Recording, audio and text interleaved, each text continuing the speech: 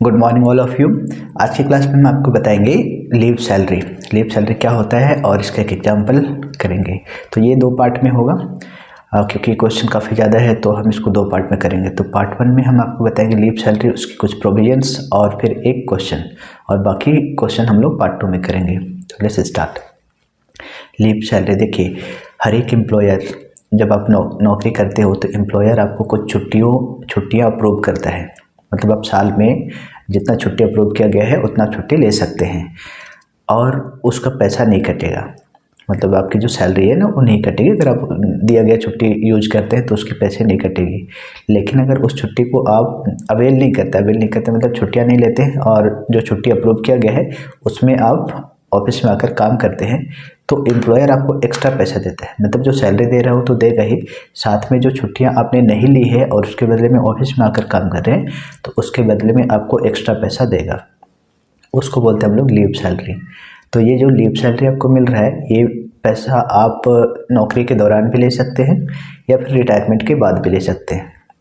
अगर नौकरी के दौरान लेते हैं तो फिर उसका अलग रूल है, और अगर आप इकट्ठा पैसा लेते हैं जब आप रिटायर होते हैं 20-25 साल के बाद, उस समय भी आप उसको एक साथ इकट्ठा ले सकते हैं। तो इन दोनों का रूल क्या है हम लोग उसको आज देखेंगे और उसका एक क्वेश्चन भी करेंगे। बड़ा ही सिंपल टॉपिक्स है। इसके पहले आपका रिटायरमेंट बेनिफिट वाला टॉपिक्स में ग्रेजुएटी हो चुका है, पेंशन हो चुका है। तो अगर आपने इसको नहीं देखा है तो आप वीडियो चेक कर ले। तो आज स्टार्ट करते हैं अपना leave salary.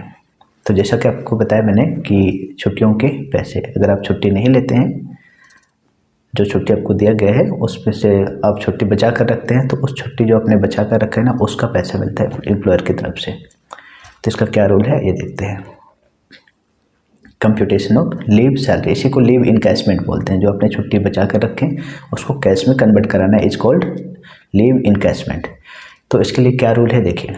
Leave encashment during service, जब आप नौकरी में हैं उसी टाइम अगर आप लीव का पैसा, जैसे मान लो आपने इस साल आपको लेटर सपोज 30 दिन का छुट्टी मिला था, पूरे साल भर में 30 दिन का छुट्टी मिला था, आपने उसमें से 10 छुट्टियाँ यूज कर लिया और 20 छुट्टी आपने यूज नहीं किया, तो या तो ये लैप्स हो जाएगा या फिर चाहे तो आप इसको अगर यूज नहीं भी किए हैं तो आप इस छुट्टी के बदले में पैसे एम्प्लॉयर से ले सकते हैं।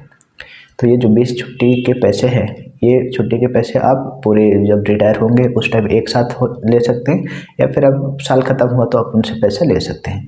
तो अगर आप नौकरी में हैं, अभी रिटायर हुए नहीं हैं और उसी टाइम जैसे इस साल ख़त्म हुआ तो साल के लास्ट में आप एम्प्लॉयर से ये पैसा ले सकते हैं। तो नौकरी के दौरान अगर आप लेते हैं तो फुल्ली टैक्सेबल, वो बिल्कुल आपका सैलरी के जैसा ही इनकम माना जाएगा और उस पर पूरा टैक्स लगेगा, मतलब उसमें कोई भी एग्जम्पशन नहीं मिलेगा।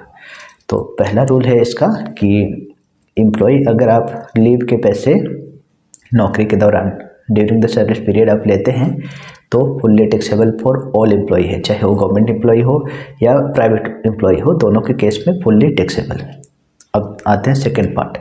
अगर ये पैसे लीव के पैसे आप जैसे हर एक साल मान लो 30 दिन का छुट्टी मिला तो 30 दिन ऐसे कर करके कई सारे छुट्टियाँ आपके साथ इकट्ठा हो जाएगी।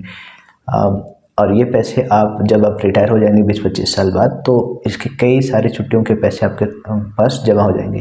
तो इन छुट्टियों के पैसे इकट्ठा आप एक साथ ले सकते हैं।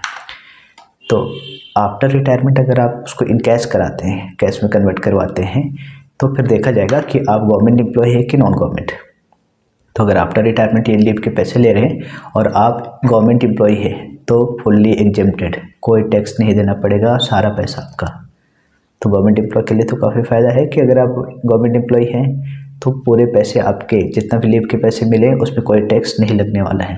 लेकिन अगर आप नॉन गवर्नमेंट वाले एम्प्लॉय हैं तो पार्टली टैक्सेबल, कुछ पार्ट अमाउंट पर टैक्स लगेगा, पूरा पर नहीं लगेगा।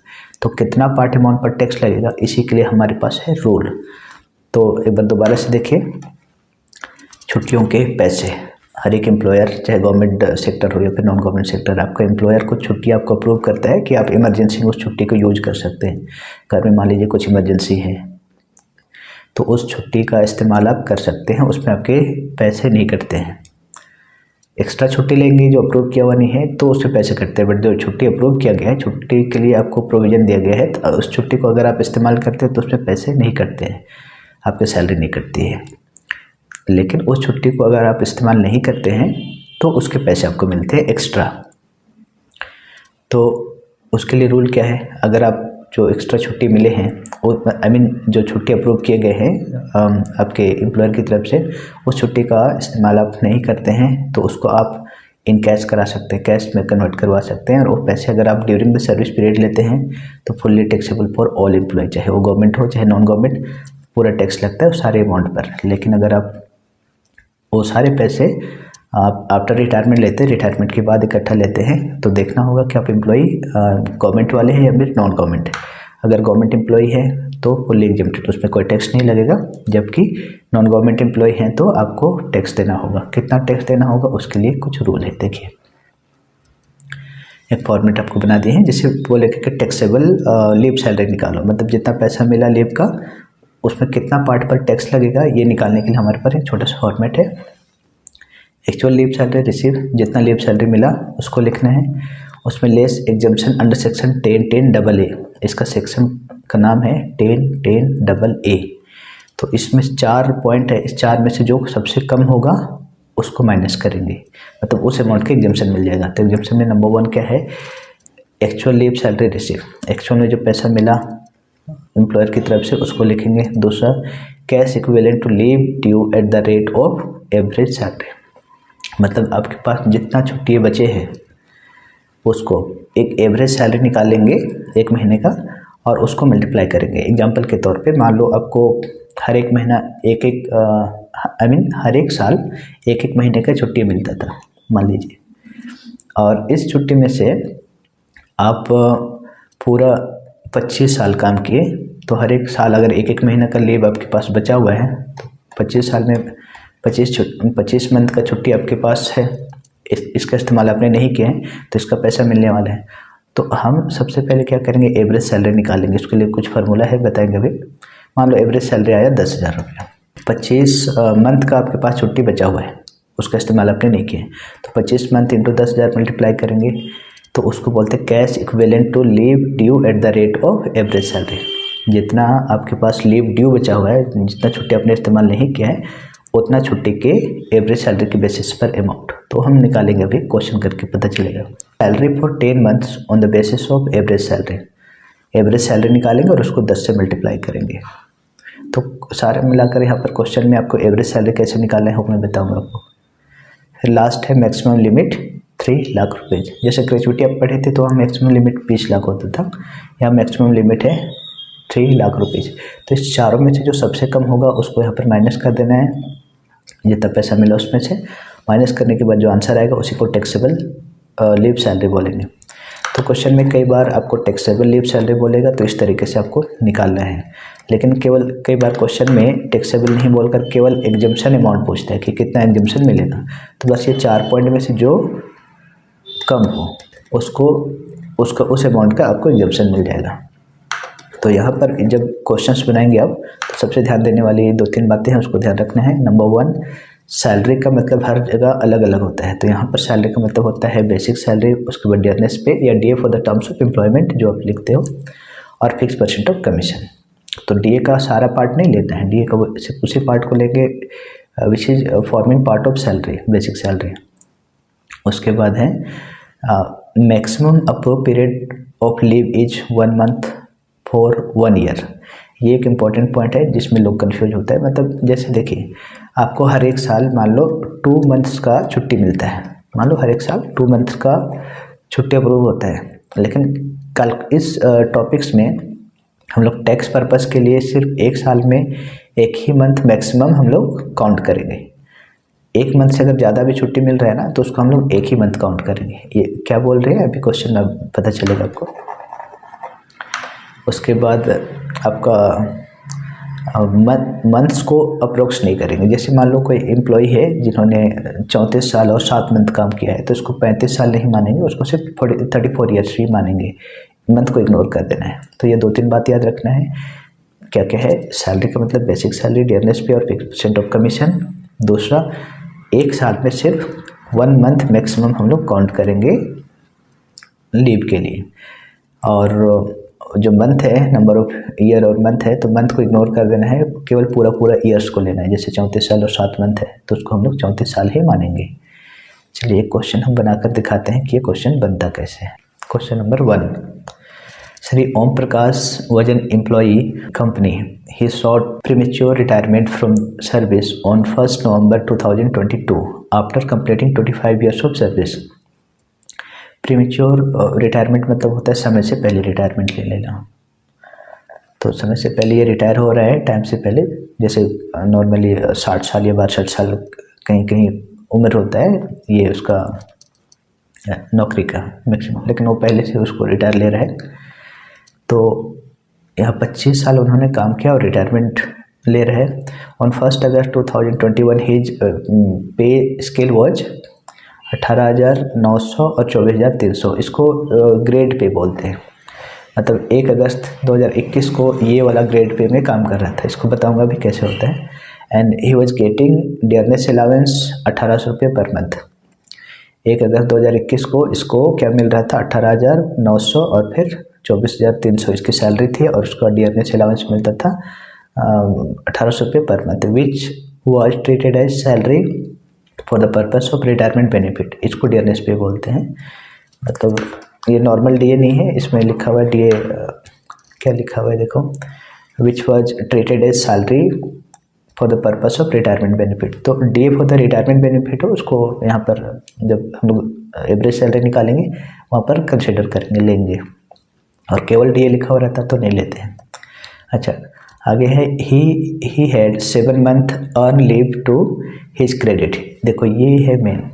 तो उनके पास अभी 7 मंथ का छुट्टी उनकी क्रेडिट में बाकी है, ड्यू है। मतलब 7 मंथ का छुट्टी उन्होंने नहीं लिया है तो उसका पैसा उसको मिलेगा on the basis of 30 day per year. अभी जैसे बताया कि हर एक साल आपको मैक्सिमम एक ही मंथ का, 1 मंथ या फिर 30 डेज का ही छुट्टी माना जाएगा। मतलब अब चाहे कितना भी मिले, आपको 2 मंथ का मिले, 3 महीने का मिले हर एक साल, लेकिन हमको मैक्सिमम 30 डेज या फिर 1 मंथ ही कंसिडर करना है। तो ये बात लिखा हुआ है, उसको रहने दीजिए। तो कुल मिला के अभी 7 आपको कितने महीने का सैलरी लेना बाकी है, 7 मंथ का, 7 मंथ का छुट्टी के पैसे लेना बाकी है।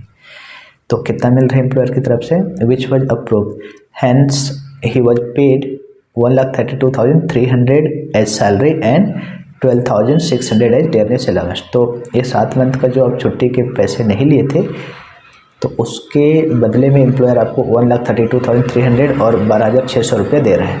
इसको बोलते हैं लीव सैलरी। तो ये लीव सैलरी के तौर पर ये 2 अमाउंट आपको मिला।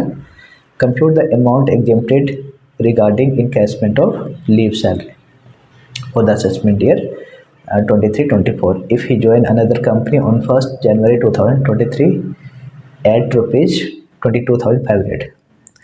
तो एक नया कंपनी ज्वाइन किया है, तो इसका नया कंपनी ज्वाइन किया और उसको कितना मिल रहा है इसका इररिलेवेंट है, इसका कोई काम नहीं है। बस हमारा काम क्या है इस क्वेश्चन में कि ये जो छुट्टी के पैसे नहीं लिए थे 7 महीने के बाकी थे, तो उसका पैसा मिल रहा है 1,32,300 रुपया और 12,600 रुपया। तो इसका क्या करेंगे, इसका एग्जम्पशन कितना मिलेगा, तो इसको देखिए कैसे लिखेंगे। Computation of exempted leave salary. आपको यहाँ पर टैक्सेबल नहीं पूछ रहा है कि एग्जेम्प्टेड पूछ रहा है, मतलब आपको कितना का छूट मिलेगा, कितना रुपये पर टैक्स। जिस अमाउंट पर टैक्स नहीं लगता है उसको एग्जेम्प्टेड अमाउंट बोलते हैं और जिस अमाउंट पर टैक्स लगता है उसको टैक्सेबल बोलते हैं। तो यहाँ पर एग्जेम्प्टेड अमाउंट पूछा है। देखो ऐसे लिखोगे, computation of exempted leave salary for the assessment year, जो भी ईयर रहेगा वो आपको लिखना है। तो लिखेंगे exemption under section 10(a) list of the following. 4 condition है, चारों में से जो सबसे कम होगा उस अमाउंट का एग्जम्पशन मिलेगा। Number 1 actual leave salary receive. तो एक्चुअली में इसको पैसा कितना मिला, तो एक्चुअली मिला 1,32,300 सैलरी और डीए मिला है 12,600 रुपया। तो इसको आप जोड़ दीजिए, 1,32,300 प्लस 12,600, ये मिला है 1,44,900। दूसरा होता है, देखिए दूसरा पॉइंट क्या है, cash equivalent to leave due at the rate of average salary. सबको पहले एक बार लिख देते हैं। तीसरा पॉइंट है salary for 10 month on the basis of average salary. और चौथे नंबर है लिमिट 3 लाख रुपीज़। अब इस तीनों में से जो सबसे कम होगा उसी का एग्जम्पशन मिलेगा। तो टोटल आपको मिला है 1,44,900 रुपया। उसमें से कितना रुपये पर टैक्स नहीं लगेगा और कितना पर लगेगा। तो फिलहाल इस क्वेश्चन में लिखना है कितना रुपये पर नहीं लगेगा, उसको हम लोग बोलते हैं एग्जेम्प्टेड अमाउंट। तो इसको जानने के लिए हमें निकालना होगा एवरेज सैलरी। इसका पे स्केल दिया हुआ है 18,900 और 24,300 रुपया। इसका मतलब है ये कब से दिया है, 1 अगस्त से। इसको ग्रेड पे बोलते हैं। इसका क्या मतलब होता है उसको समझो। 1 अगस्त से लेकर 31 जुलाई 2021 इस बीच इसको सैलरी मिलेगा 18,000 रुपया, ये वाला। उसके बाद हर एक साल ये 900 रुपये बढ़ता है। तो अगला फिर 1 अगस्त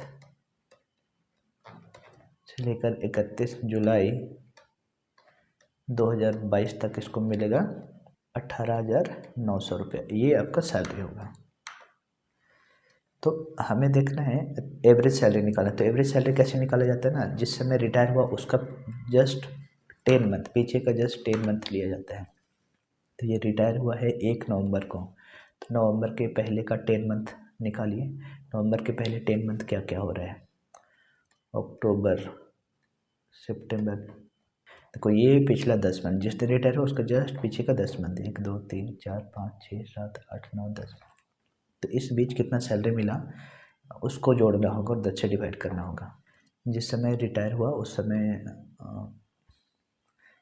कब रिटायर हुआ, 2000 देखो 2022 में, नवंबर 2022।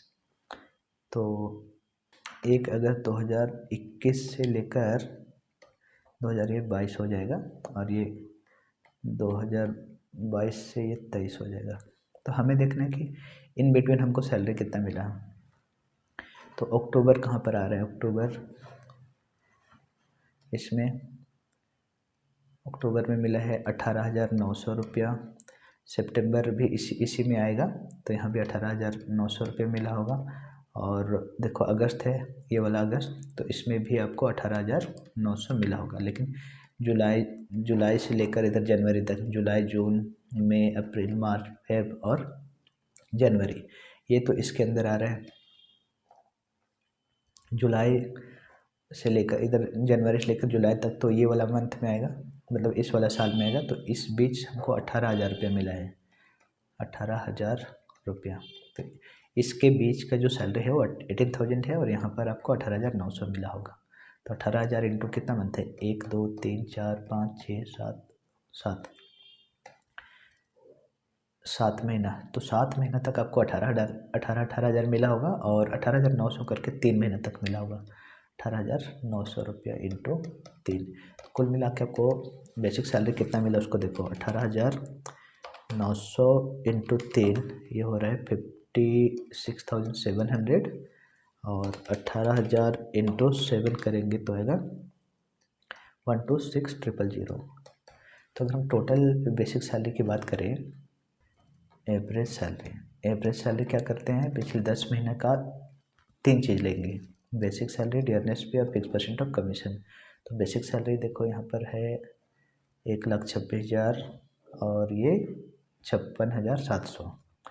तो 1,26,000 और 56,700 ये टोटल 10 महीने का सैलरी हो गया। और 10 महीने का डीए भी लेना है, तो 10 महीने का डीए, 1 महीने का डीए जो है ना वो मिलता था 1,800 रुपये पर मंथ, जिस समय रिटायर हुआ उस समय का। तो 1,800 इंटू 10, और इस क्वेश्चन में कमीशन नहीं है तो रहने दीजिए। तो 10 महीने का सैलरी, बेसिक सैलरी, डियरनेस पे और 5% ऑफ कमीशन लेकर 10 से डिवाइड करते हैं, तब एवरेज सैलरी आता है। तो सबको एक बार जोड़ते हैं, 126,000 प्लस 56,700, सबको जोड़ने पर आ रहे हैं 200,700, और इसको आप डिवाइड करिए 10 से, 200,700, 20,070। तो 20,070 आपका आ गया एवरेज सैलरी। अब मेन है एवरेज सैलरी निकालना। तो एवरेज सैलरी कैसे निकालना है, पिछले 10 मंथ का सैलरी लेना है बस। अब इसको मल्टीप्लाई करते जाओ, तो यहाँ लिखा है cash equivalent to leave due at the rate of average salary. तो हमारे पास कितना लीव ड्यू बचा हुआ है, कितने महीने के हमने पैसे नहीं लिए हैं छुट्टी के, तो 7 महीने के। तो यहाँ 7 से मल्टीप्लाई करो, 7 इंटू एवरेज सैलरी जो आया है उसको मल्टीप्लाई करना है, आया है 20070, 20070, ये हो गया आपका 140490। उसके बाद salary for 10 month on the basis of average salary, 10 महीने का एवरेज सैलरी को मल्टीप्लाई करना है। तो 10 से मल्टीप्लाई करना है, एवरेज सैलरी जो आया है आपका 20070 इसको, तो ये आएगा 2007000, 2,07,700, और मैक्सिमम लिमिट है आपका 3 लाख। तो अब इस 4 पॉइंट है, चारों में से जो सबसे कम होगा उस अमाउंट का एग्जम्पशन मिलेगा। तो इस 4 पॉइंट में देखिए क्या क्या है।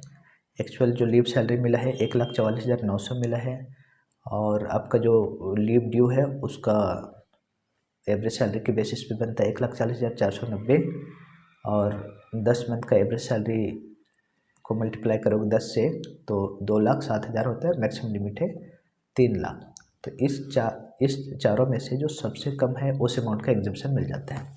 तो इसमें सबसे कम कौन है, 1,40,490, तो इस अमाउंट का आपको एग्जम्पशन मिल जाएगा। एग्जम्पशन मिल जाएगा का मतलब है कि 1,44,900 रुपया मिला ना, उसमें से इतना रुपया माइनस हो जाएगा और बाकी अमाउंट पे टैक्स लगेगा। तो इस जो हमने हाईलाइट किया है इस अमाउंट पर टैक्स नहीं लगेगा, इसलिए इसको बोलते हैं एग्जम्प्टेड अमाउंट। देयरफॉर नीचे लिखेंगे एग्जम्प्टेड अमाउंट बराबर 140,490, ये हो गया आपका एग्जम्प्टेड अमाउंट। ये था आपका छोटा सा क्वेश्चन।